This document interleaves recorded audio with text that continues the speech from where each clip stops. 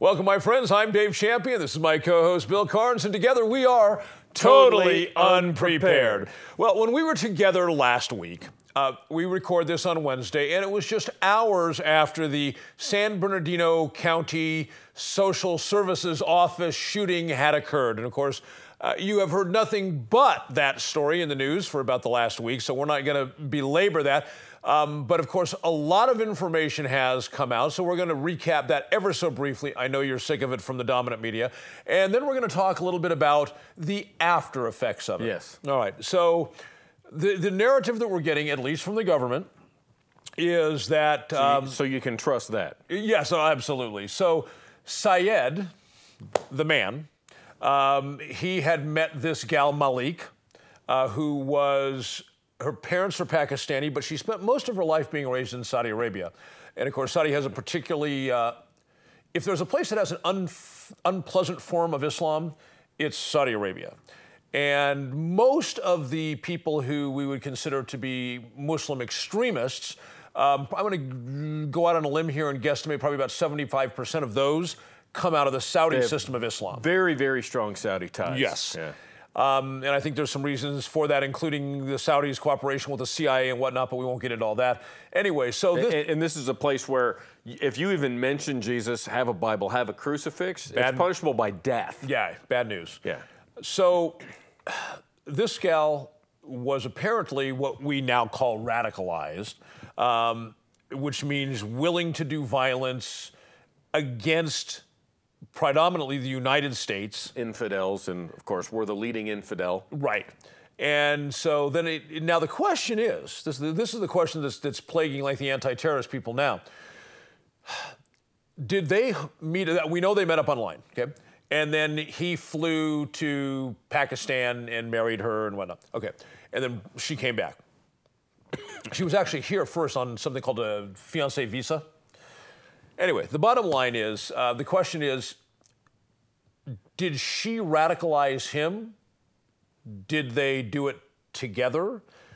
And probably the bigger question for the anti-terrorist experts to figure out, because they try and profile these cases so they can watch for future ones, is, was this marriage a setup by people in Saudi Arabia or less likely in Pakistan in order to find a way for this radical chick to get into the United States, preferably with somebody who is a member of Islam that she could radicalize?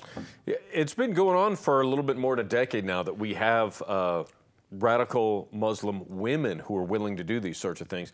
We saw it started with that whole theater shooting and gassing in Russia several years ago, where a number of them were women, a lot of Chechen women. Chechnyan Muslim women, yes. Yeah, who have been bombers and shooters and all this kind of stuff. So it's just a matter of trying to break the profile of the military-aged male that's in good shape to do this. And now they're putting women in there because, you know, we're bleeding hearts for women and children, right? Yeah. Now, you wanted to talk, that's basically the bottom line. We know there's 14 killed, and what was there, 18 injured, something like that? Something like that. Okay. And we also know of a guy who had a business right down the street that heard the shooting, kept a gun in his business. Yes. Told everybody there, stay here and hunker down.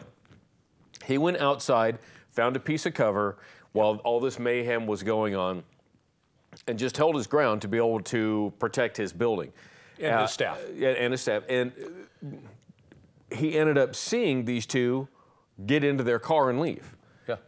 And he didn't do anything. And a lot of people are treating this guy as he's heralded as he's some sort of a hero for, you know, at least having had a gun.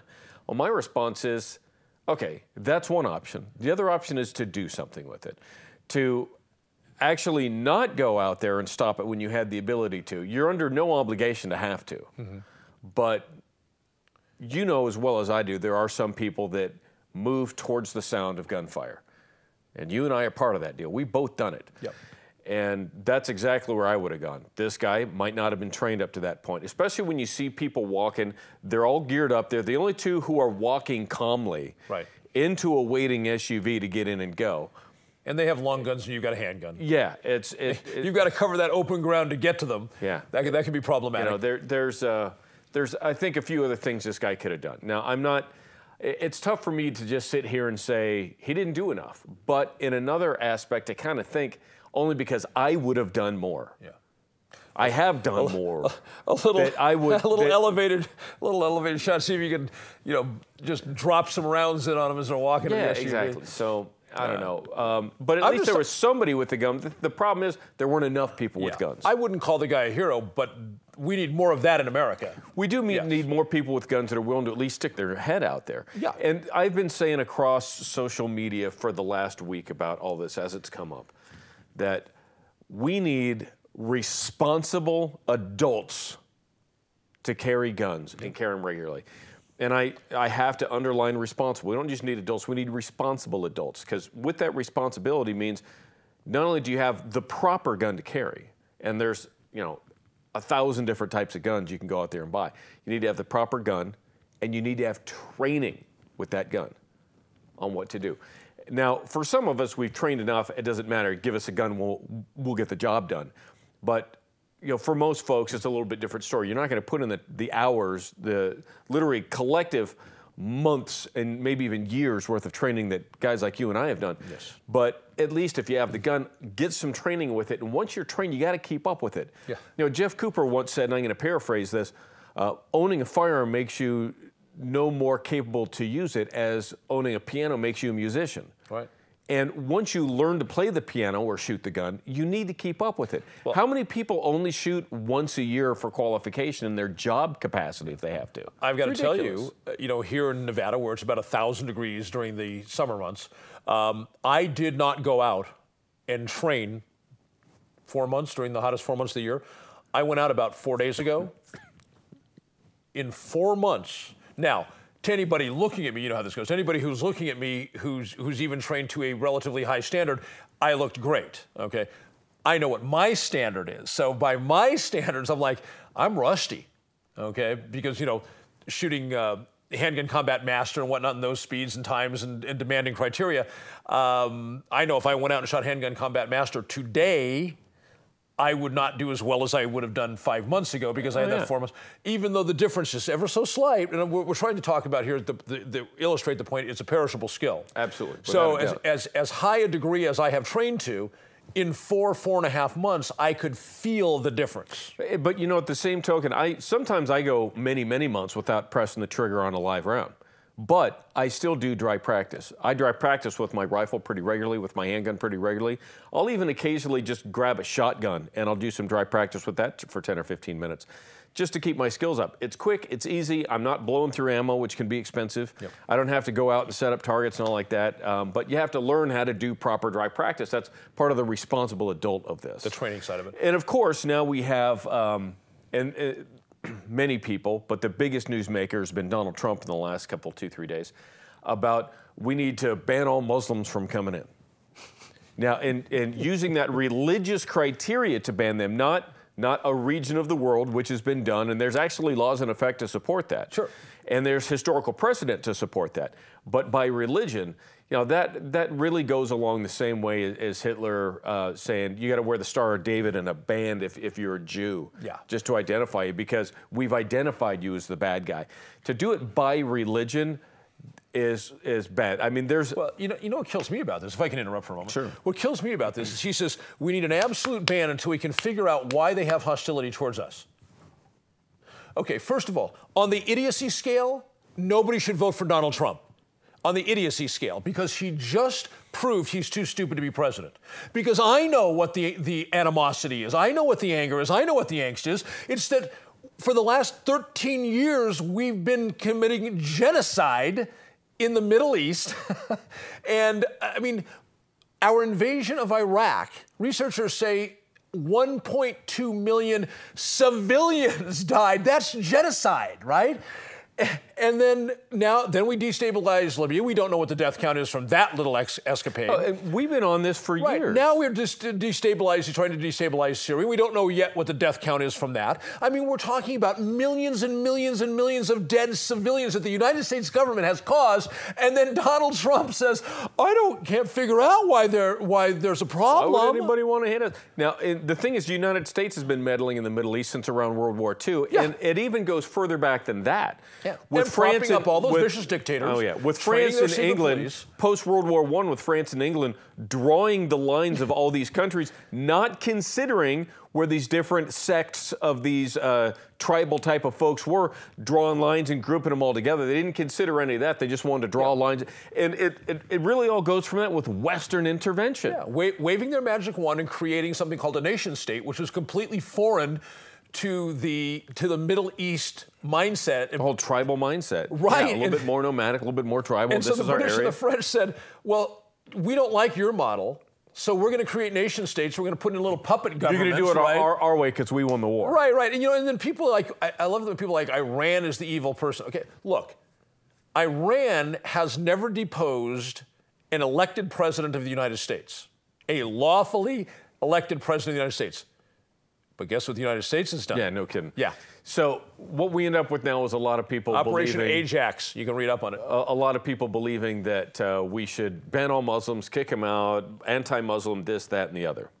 Yeah. And remember, and I've talked about this. I actually did a video on this on DaveChampionsLiberty.com where I talked about the fact that the media, the government, let's start with the government, and then it's the complicit media, focuses, when we talk Muslim, the only things we're hearing about is the Middle East. And the Middle East is less than 20% of the worldwide Muslim population. I have a friend who used to live in Indonesia, and he used to travel for business in Indonesia, which is predominantly a Muslim nation. The most highly concentrated populous Muslim nation in the world. Yes, and he says, the warmest, kindest, greatest people you'd ever want to be around, right? But the American dialogue, thanks to the government and the complicit media, the American dialogue about Islam is only about the nations and the part of the world where we have been committing genocide there. Yeah, and I got to tell you, don't take it as me being any fan of Islam or the way these radical Muslims have been portrayed or what they're doing. Not a fan at all. But if you're going to try to stop this, you're going to want to try to stop it legally without saying, because if you could do it to Muslims today, you can do it to Christians tomorrow. Right. Well, here's my thought. There's a little bit less. We're going to round it off, called 3 million Muslims in America today. Okay. Let's say, for the sake of argument, big round numbers, call it 150 of them are somewhere in the radicalized thing. Okay, out of 3 million. Okay. Are we going to punish all the others that are law-abiding, peaceful? Yeah, and that's the point that I've been trying to get to. It's been falling on deaf ears. We'll be back right after this.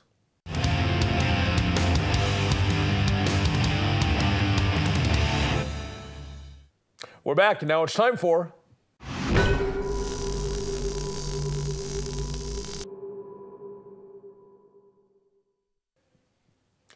What is up with people making false statements, and more specifically, false statements that are easily, quickly, demonstrably false? Now, if somebody says something that's false, and you have to really do some research to find out that it's false, I guess perhaps it could be construed that they thought they had some game and that they could fool you because you'd have to go do a bunch of research to know they're telling you something that's not true.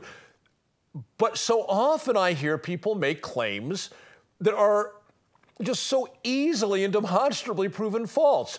I'll give you an example. One of the things that just is amazing to me is there's this small percentage of people who say that the Jews they rule the earth, and the Jews are responsible for every bad thing that happens in the world. Okay? Now, so I ask myself, okay, so Jaime Schwarzenstein is walking down the street in Bensonhurst, right? He's walking down the street, hey, he's gonna go get himself a corn dog. He's doing his thing, right? That was and Italian, Dave. Was that Italian? But yet he doesn't, somehow he doesn't even realize that he's part of this evil cabal that's going to rule and destroy the earth, all for the sake of Zionism. You know, just a 19-year-old kid walking down the street going to get a corn dog. I myself grew up in a neighborhood that was 85% Jewish. My high school was 85% Jewish. I know I still have friends and ongoing relationships. We keep in touch with many of the friends that I made in my neighborhood and in high school all these years later. And, you know, I think it would be a humorous but yet probably truthful statement to say some of them are having trouble controlling their own lives, no less that they're part of some evil Jewish conspiracy to control the world. So it's so funny that these people, that Jews control everything, and yet I don't know a single Jew who's part of this evil cabal, and more importantly, they don't know they're part of the evil cabal. So then we have, especially with the shootings going on last week, we have the Muslims, and people make the most outrageous statements.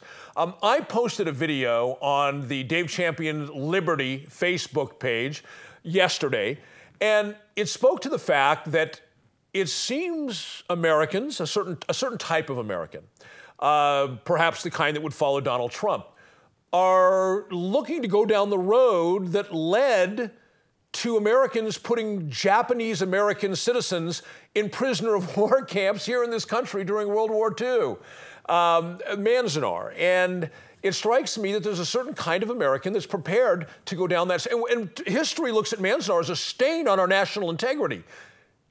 But it looks like some people want to go down that road and repeat that kind of thing again. And the point of my video is that it comes from fear and cowardice and false patriotism.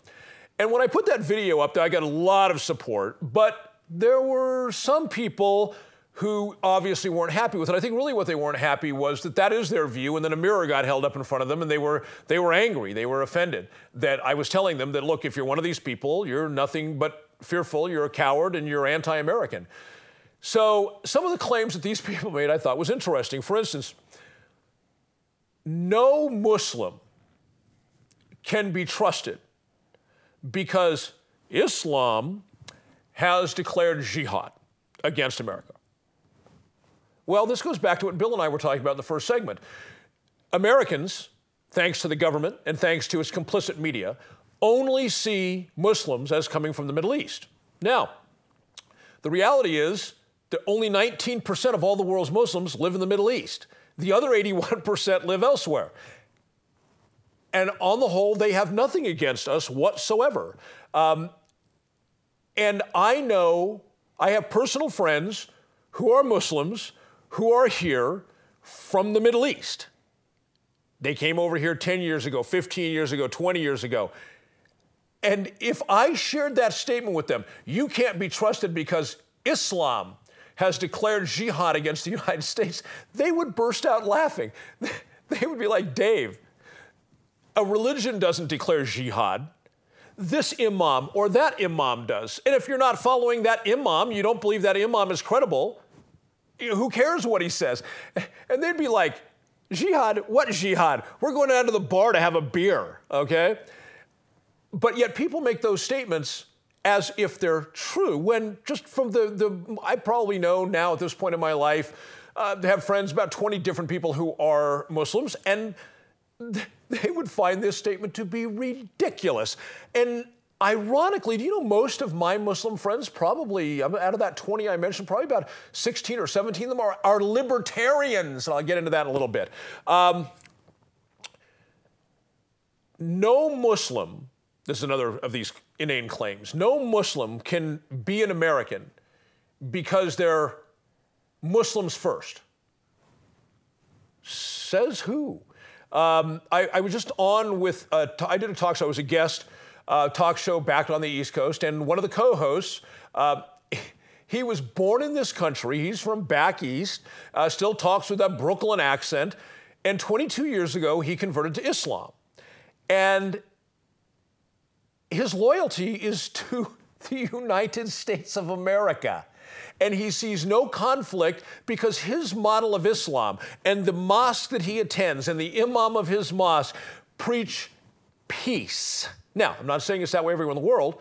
I'm telling you that this is what's going on with him and how he's... There's a guy that's doing, what do they call that? It's not rapping, but it's like they call it the performance of the spoken word, which is less than rap. And there's a Muslim doing this performance of the spoken word where he talks about that he doesn't understand what religion Americans are talking about when they refer to Islam. And he goes through all of the things that he has been taught about Islam, about peace and respect and dignity and love and caring. My point is that these people who try and cast Islam as this monolithic thing, frankly, have their heads up their ass. And yet they say it as if it's a fact, and it's not. That all Muslims are violent and murderous. That almost, it's almost embarrassing to have to comment on that.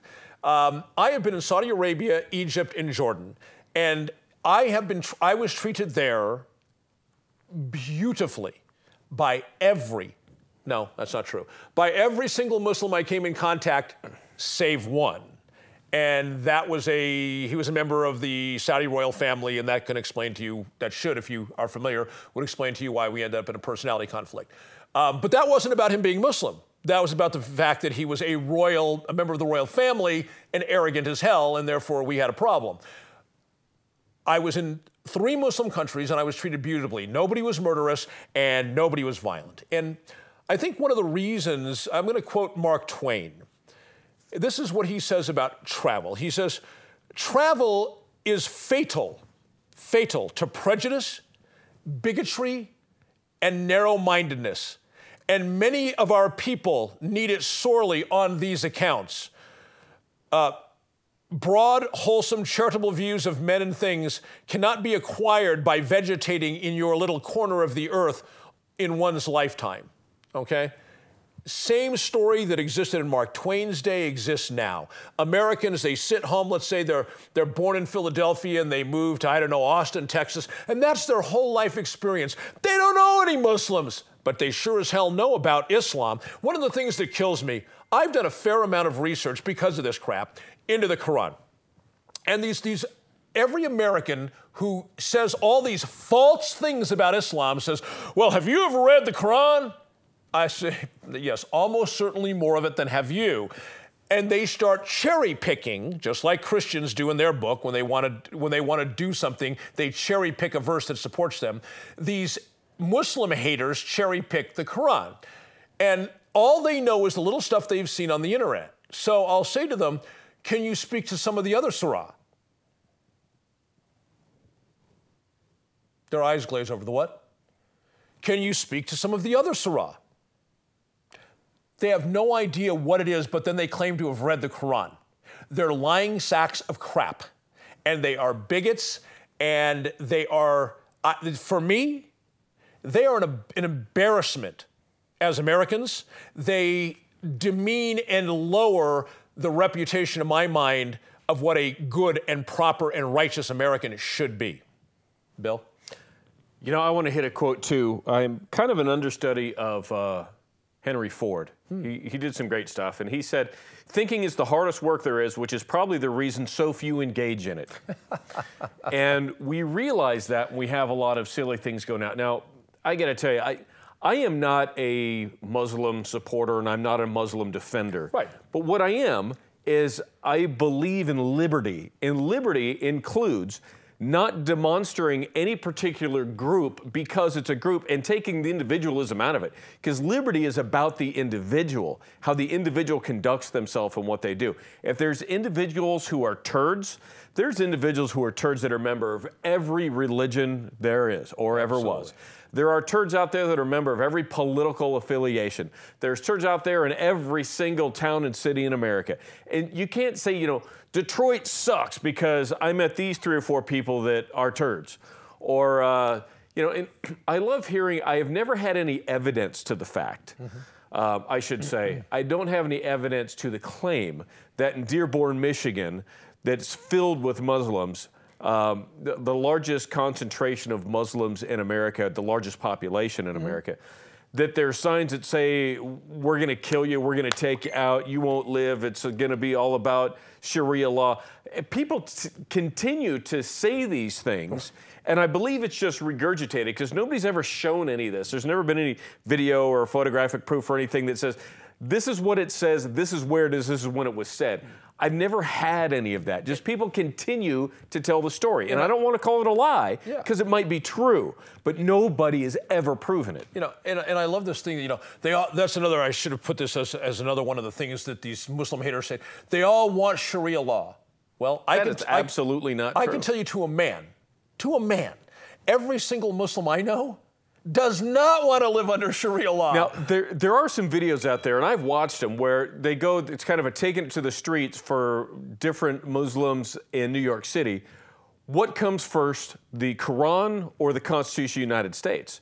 And of course, everyone that they're showing, for the most part, with very, very few exceptions, saying the Quran does. Now, the thing is, we don't see the entire interview. Right. They might have interviewed 100 people, and they're showing 12. Right. And because 11 of those 12 said the Quran. Yeah, those are almost certainly immigrants too, not American citizens. Yeah, and they all had very, very heavy accents on it. And the thing is, you got to look at what is the narrative that news agency or the government is trying to fit, and what are these folks giving them? They've been getting that same narrative now for the last 14 years.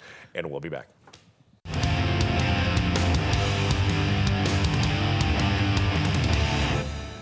Let's rant!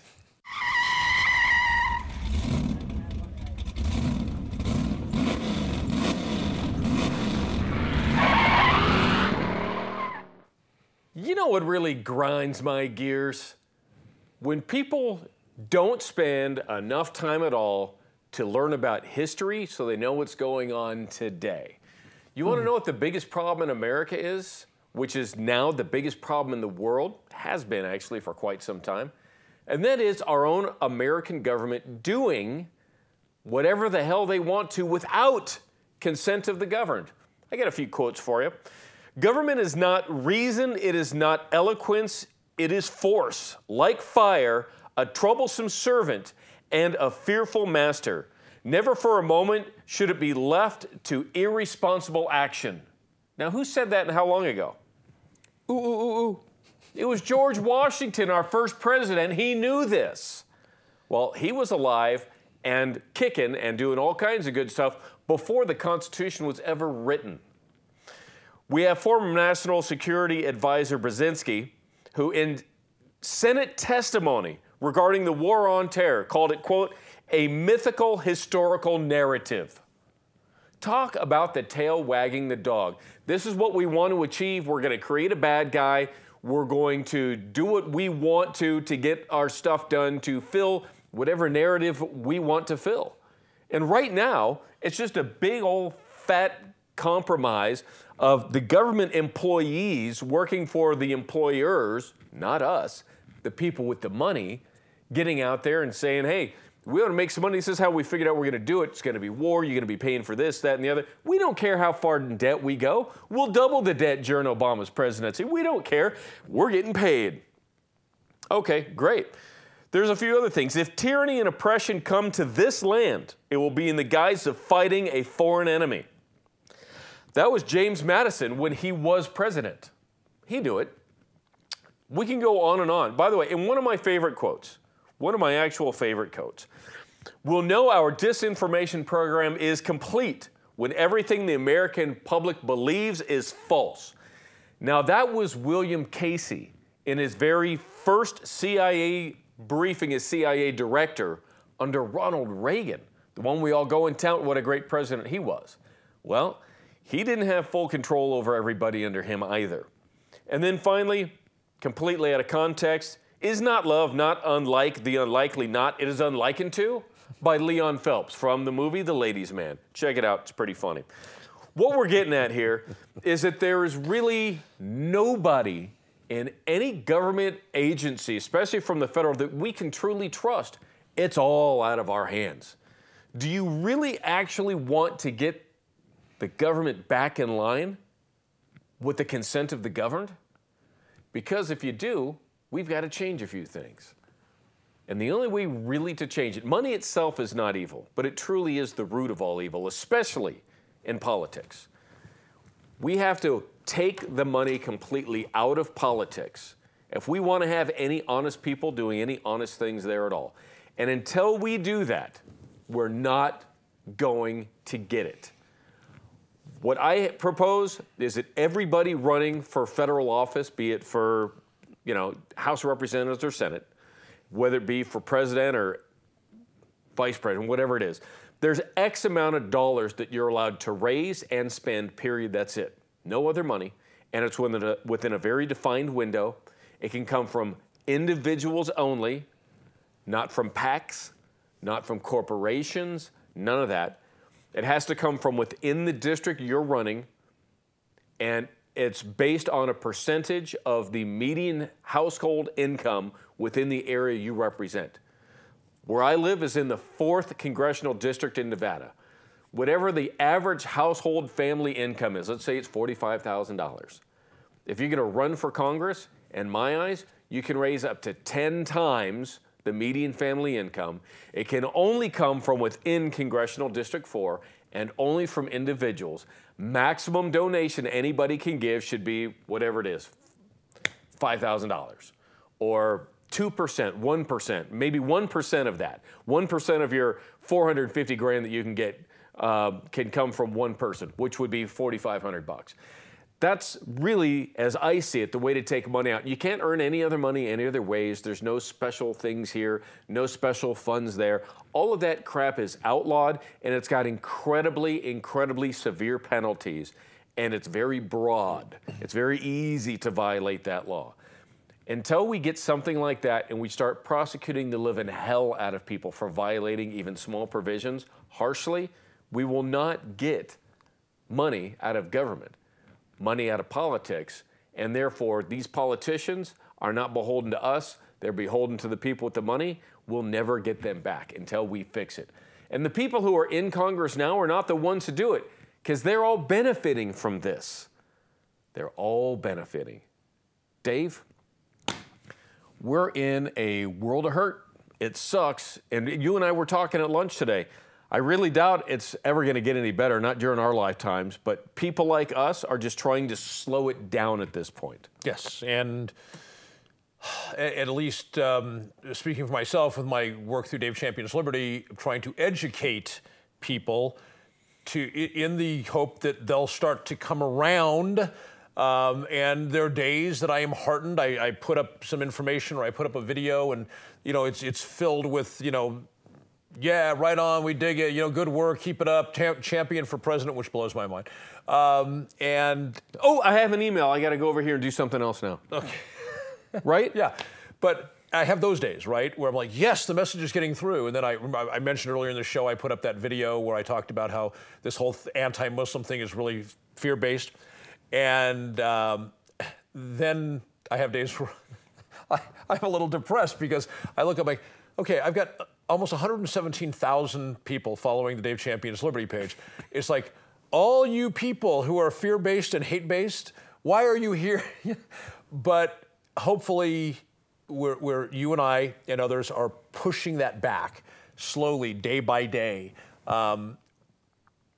You probably know there's 3 different universities that have done research and found out that Congress now acts as the agents of an oligarchy. In other words, they take the piece of legislation comes before Congress. These polling companies go out and then they take a poll of the people. What do the people want? And then they go and they investigate who's promoting the legislation, who are the big corporations and media sources and outlets. And they find that it doesn't really matter if the people don't want it. If the big power brokers want it and a majority of the people don't, Congress still votes it in. You get what you pay for. That's exactly the... How many people don't want this socialized medicine we commonly refer to as Obamacare? Yep. The vast majority. Yep. Now, they say that everybody who wasn't covered before is covered. Absolute horse garbage. That is total horse hockey. Covered by Obamacare now? Yeah, because there's so many people that aren't. I don't have Obamacare. Nor do I. And there's so many people who can't afford it now. Now, if I don't have any income, it's free to me. If you make $100,000, you're paying for me and a couple other people. Yeah. Through your rates. Yeah. So, talk about this redistribution of wealth. Horrible. People don't want all kinds of stuff that Congress goes. So, my father said to me years and years ago, before Congress can pass another new law, they should be forced to repeal 10 old ones. Yes. And I think that they ought to do that for a while. I also believe that every single law that they pass should have a maximum of 10 years on it, maximum. And if it ends up not being good, it just sunsets, much like the Clinton assault weapons ban and all that garbage, ammunition, magazines, such as that. All that was banned, and 10 years later, the country was in a different spot. It went away. which if they had that in Australia, they probably would have been a lot happier because they're really, the massive gun ban that happened in Australia about 15, 18 years ago or so, most of it has been overturned by allowing the different states, if you will, different areas like Western Australia or the areas around Melbourne, these bigger areas to start those provisional governments or those smaller governments to actually have a lot more say in it. And they've been lightening a lot of these things up, but now there's no consensus. And we don't have a lot of consensus in this country with gun laws. Also, when I do a lot of my pro-gun stuff on Dave Champion's Liberty, I hear from people in England, I hear from people in Australia, other European nations, and they are, especially after the Paris shooting, I heard a lot from people all over the world because I did a truck rant about that. And I received emails from people from all over the world, and the people from the UK, the people from Australia, and the people from places like France and Belgium and so forth wrote to me and they said they cannot defend themselves. The government will not allow them to carry weapons. Even if they've backed off, like Australia was almost total gun control, even if they've backed off and okay, now you can have a pump action 12 gauge to shoot, you know, your birds with, it's still illegal to defend yourself with it. Yep.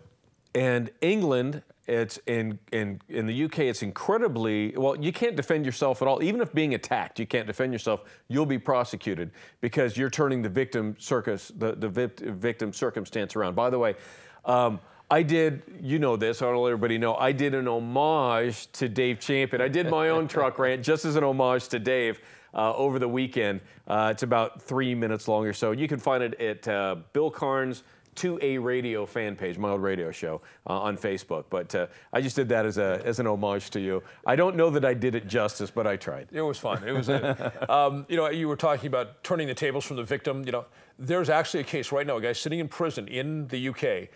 He owned a farm, you know, far out in a rural environment. Because of that, he was allowed to keep a double-barrel side-by-side 12 gauge for bird hunting. And his house was burglarized for the third time in like 5 weeks. Same crew, okay?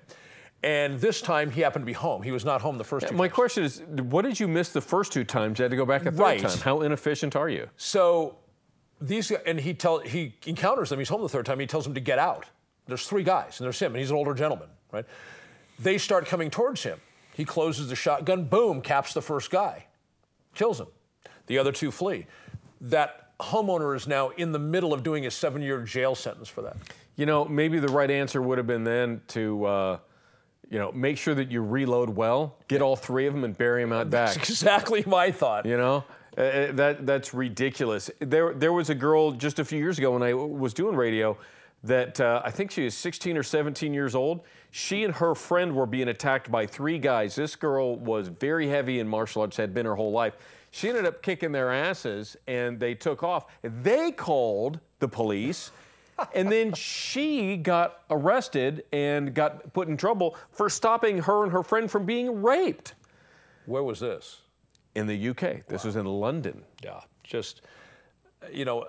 UFR, unreal. There are a lot of problems with our country, and they all need to be addressed, but in many ways we are very fortunate. Yeah, we need to get the money out of politics. We'll be right back.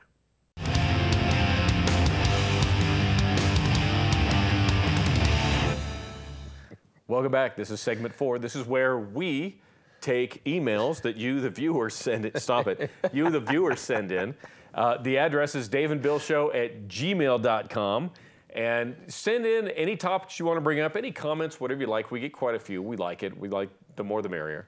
And of course, you can always go online and catch up on some of the shows, whether they're the videos or the audio clips, at totallyunprepared.info. You can always go there. That has links to all kinds of stuff for us because we have a growing audience, probably because we're, I don't know if we'd be awesome, but at least we're tolerable. That's right. We're tolerable on a somewhat likable basis. People who don't like you, perhaps like me. People who hate me, perhaps like you. And maybe they just tune in because they love to hate us. Yeah, the engineer's laughing at that one. Yeah, I'm sure he is. He's like, no, they hate you both. Yeah.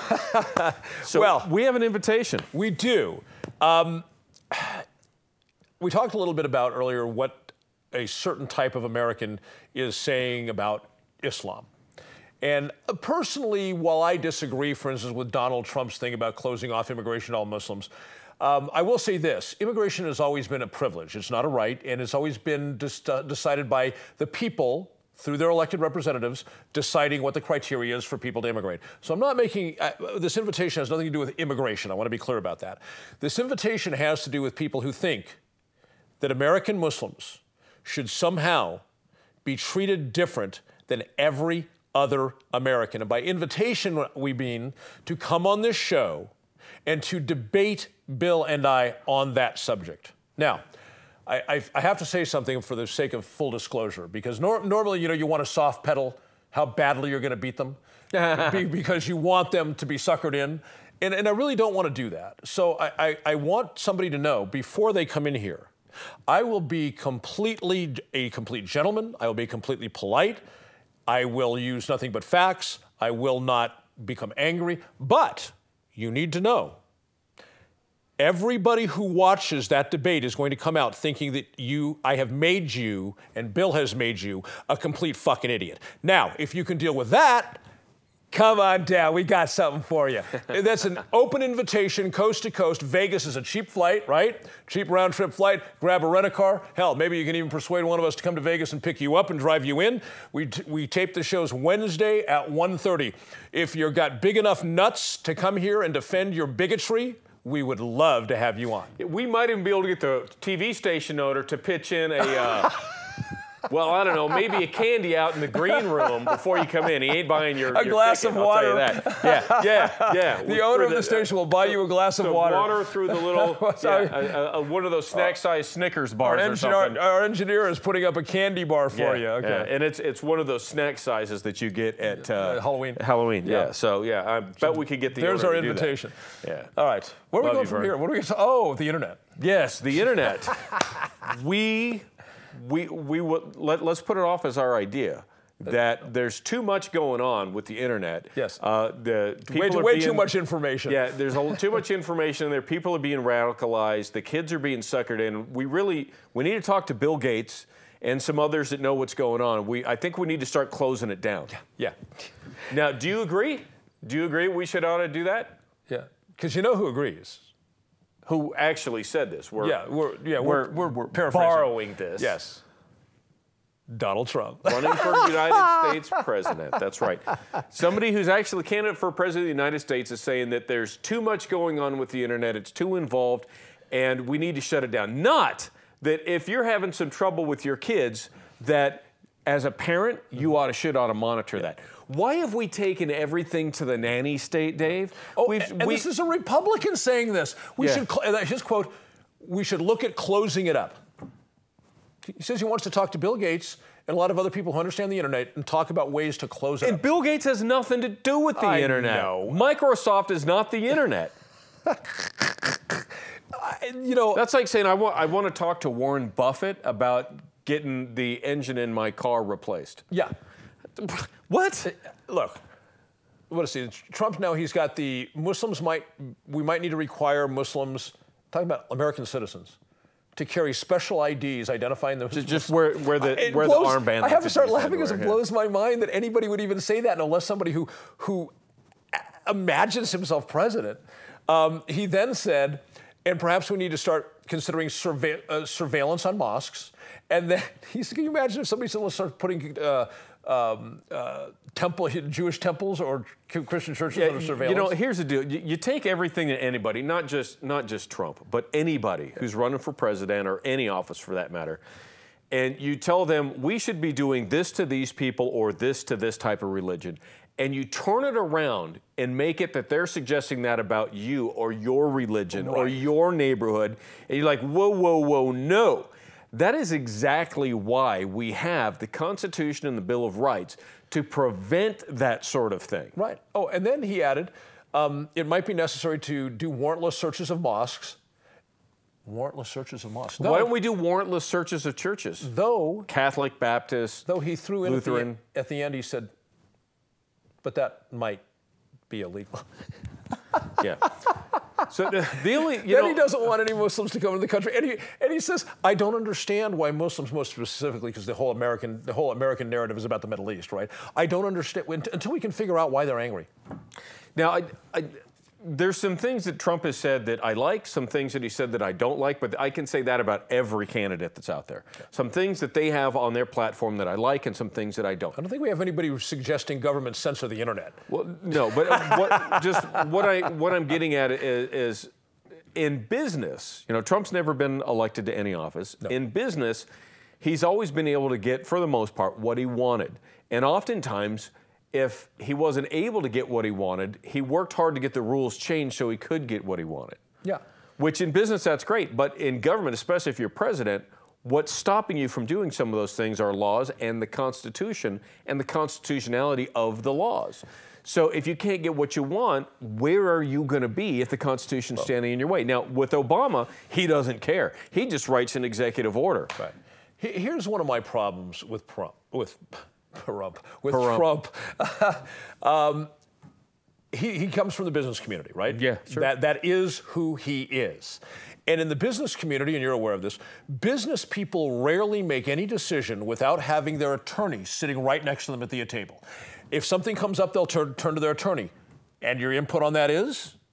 And then they'll make their decision. They might not go with what the attorney says, but they always make sure they consult their attorney every step of the way. Sure. And I'm sure Donald Trump is no different than every other single businessman of that caliber. We're talking millions or billions of dollars is the paradigm we're talking about. The local shoe shop owner is not talking to his attorney every step of the way. So I'm confident that Trump has quite a number of attorneys associated with his campaign. You would have to. You would think, yeah. Yeah, it would be dangerous to do it without, okay? And his attorneys have to be telling him, when he's looking at his speech, what do you think? And he shows the attorney the speech. These attorneys have to be going down and saying, that's illegal, that's unconstitutional, that you can say this to the people of America, but politically your chances of achieving that are like less than 1%, okay? And my point is, in making all this clear, even though I'm very confident he's getting this rundown, he's turning around and saying it anyway. So that tells me either he doesn't give a crap about the Constitution because he's already been told that's unconstitutional, don't say that, Don, or he's knowingly and intentionally lying to people, and then on the things that are non-doable, he's just saying, I don't care whether I can get it done or not. All I care about if I can lie to them enough to get their vote. And that very well may be, and that's certainly not absent of most people who run for big office, especially the presidency. I mean, we see this kind of thing happen all the time. What really concerns me is when the Constitution is a grand total of 4 pages, the Bill of Rights make 5, the amendments on top of that, the 15 that are in existence now on top of that, are another 2 or 3. You've got 7 or 8 pages of information to read. And that's it.